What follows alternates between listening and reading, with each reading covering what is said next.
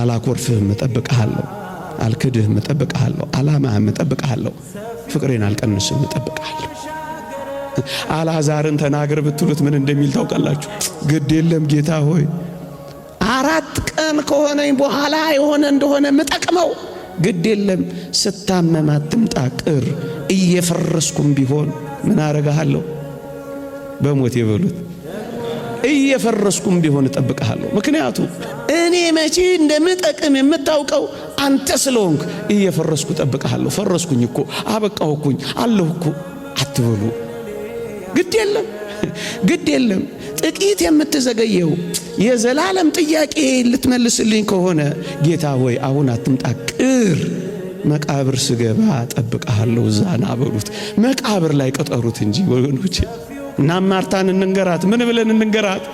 አንተ ኖረ ቢሆን ኖሮ እያልሻት ትሚው እንበላት ማርታ። እና ምን እንበላት? ማርታ ሆይ